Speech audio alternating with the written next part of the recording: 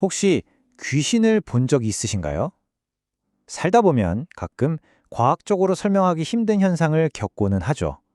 오늘 이 시간에는 도대체 왜 그런 현상을 겪는 건지 그 이유를 한번 제대로 파헤쳐 보겠습니다.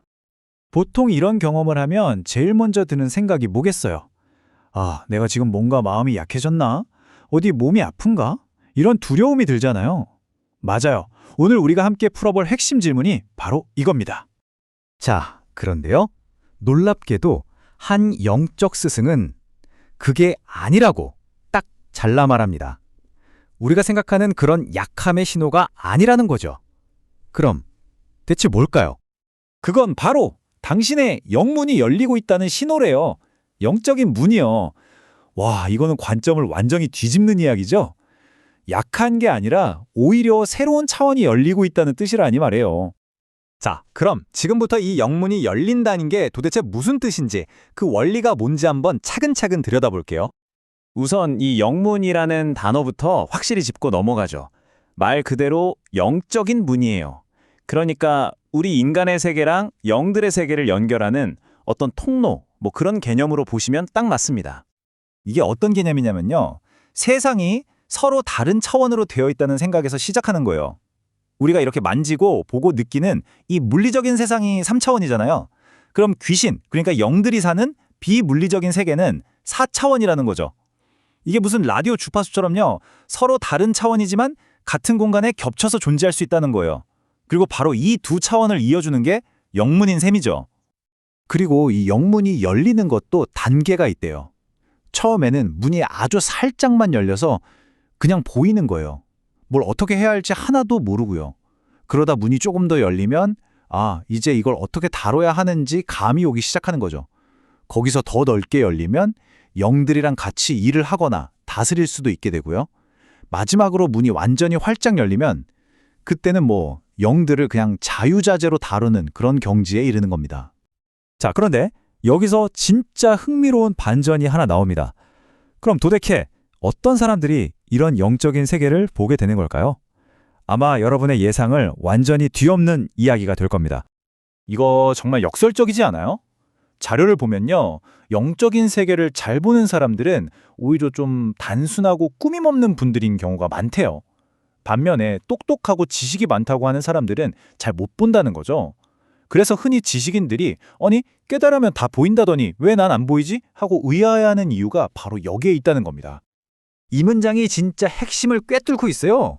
재주는 누구한테 올 수 있지만 지식은 누구한테 가는 게 아닙니다. 이게 무슨 말이냐면요. 귀신을 보는 건 그냥 타고난 재주 같은 걸 수 있지만 진짜 힘을 주는 지식은 완전히 다른 차원의 이야기라는 거죠. 그리고 여기서 말하는 지식은요. 우리가 학교에서 배우는 그런 지식이랑은 좀 달라요. 이건 수많은 영혼과 신들이 엄청난 희생을 통해서 쌓아 올린 하나의 거대한 영적 에너지 그 자체를 뜻하는 거예요. 그러니까 스스로 힘을 갖게 하는 에너지, 바로 그겁니다. 자, 이 표를 보시면 그 차이가 확 들어오죠.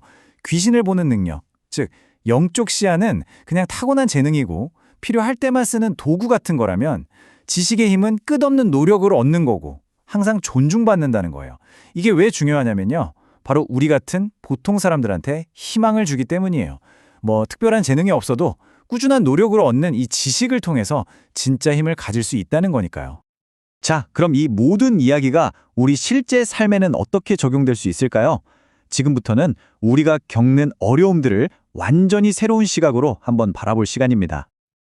그 핵심 키워드는 바로 공부입니다. 물론 여기서 말하는 공부는 시험 공부 이런 게 아니에요. 내 눈앞에 닥친 모든 상황, 모든 어려움이 바로 내가 풀어야 할 인생의 공부고 숙제라는 뜻이죠. 이거 정말 중요한 메시지입니다. 내가 지금 뭘 만나고 있든 그게 바로 내 공부거리라는 거예요. 피해야 할 문제가 아니라 오히려 파고들고 이해해야 할 대상이라는 거죠. 예를 들어볼까요? 만약에 귀신이 보여요. 그럼 그건 귀신에 대해 공부하라는 신호인 거예요. 경제적으로 너무 힘들어요? 그럼 그 힘든 환경 속에서 돈의 본질에 대해 공부하라는 거고요. 격해 아픈 사람이 있다면 그 병에 대해 깊이 이해하라는 뜻입니다. 모든 게 나한테 주어진 과제인 셈이죠. 그러니까요, 우리는 어려운 환경에서 어떻게든 도망치려고 발버둥 칠 필요가 없다는 거예요. 오히려 그 환경을 제대로 공부하고 이해하고 나면 자연스럽게 그 환경에서 졸업하게 되고 더 나은 환경으로 가게 된다는 것, 이게 바로 이 가르침의 핵심입니다. 자, 이제 마지막으로 이 모든 영적인 가르침이 결국 어디를 향하고 있는지, 우리 바로 옆에 있는 사람과의 관계, 그 이야기를 한번 해보겠습니다. 자료에 정말 안타까운 부부 이야기가 하나 나와요. 남편이 정말 힘든 수행의 길을 가고 있었는데 아내는 그 고생을 이해해주기는커녕 원망하고 남편의 공부를 계속 방해했던 거죠. 그런데 세월이 한참 흐르고 이번엔 아내의 영문이 열린 거예요. 근데 어떡해요? 정작 아내를 도와줄 수 있었던 남편은 예전에 아내가 하도 방해해서 힘을 제대로 갖추지 못한 상태였던 거죠. 이 이야기가 우리한테 뭘 말해주고 있을까요? 내 문제를 풀어줄 수 있는 가장 첫 번째 조력자는 멀리 있는 게 아니라 바로 내 옆에 있는 사람이라는 겁니다. 가장 가깝고 그래서 더 소중한 사람이요. 결국 아내는 남편의 공부를 막음으로써 훗날 자신을 이끌어줄 수 있었던 유일한 길잡이를 자기 손으로 잃어버린 셈이 된 거죠.